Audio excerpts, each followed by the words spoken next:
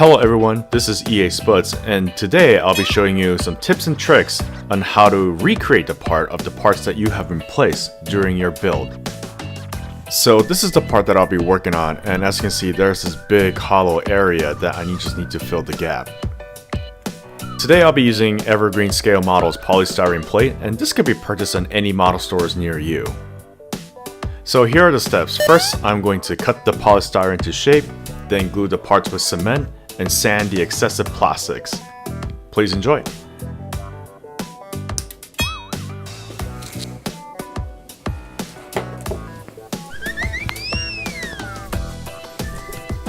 So I cut the polystyrene to match the shape of the part that I'll be working on. And one thing to note is that you don't really have to be exact on the length and the size. All you need to do is just to fit the part and just make sure they lined up correctly. So later down the road, you'll be cutting down the parts to shape anyways, and also sanding them to match up to the overall structure. That looks close enough. Next, we'll be looking through different type of model glues or cement, how they call it. Now, for those of you who don't know, cements are used to stick the parts together by melting the plastic surface to reform new surfaces.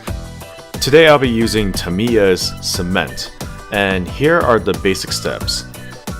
First, you apply the cement onto the part, then place the polystyrene and the parts together, and then here's the best part, you have to squeeze the part together so that the plastic will melt and they reform together into one.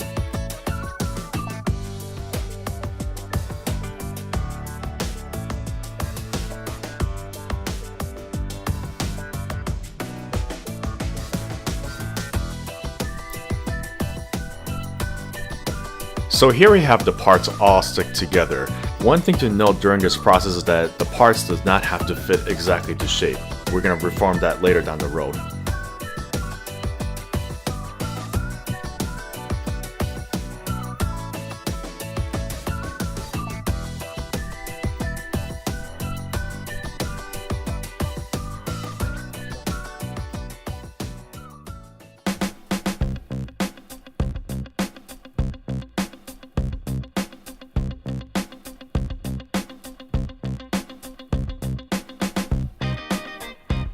Alright, so I left the part dry for about an hour so the parts will stick together. As you can see, it looks pretty good so far.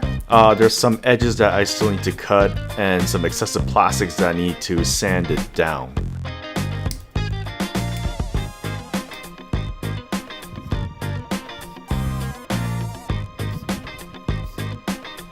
So after the sanding sticks, I have 3 different types of sanding sticks for you guys. One's going to be a 400 grit, which is a coarse, 800 grit, which is fine, and 1200 grit, which is super fine. So now let's move on to the steps of sanding a part. The very first thing you would do is you start with the low number grit first to smooth out the rough edges, and then you move from low to highest grit number. One tip I like to give you for sanding the part is you don't apply too much pressure while sanding. If you do that, then you will sand out more parts than you need. So be careful when you're sanding the part that you don't shave too much. Alright, that looks to be good for the 400 grit. Next step, we're going to go with a higher grit and sand it away to make it smoother. A few moments later. You know, this is kind of soothing, I'm not gonna lie. Really. A few moments later. Still sanding. A few moments. Oh my god, when is this ever gonna end? Much later. God damn, my hands! Oh, when is this gonna end? So after endless of sanding with a higher grit, we're gonna go even higher using a higher grit sandpaper just to touch up some spots, like the sides and the edges.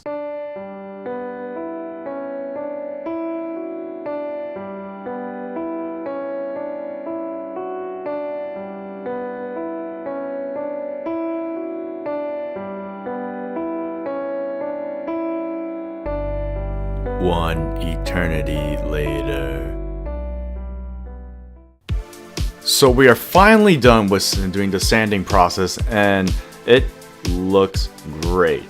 So compared to what we had before, all the holes has been filled in with the plastic, the edges looks fine. Now let's put the parts together. So first we start with the part. Oh, looks good so far. And then now onto the main board. Let's check it out. Alright, look at that.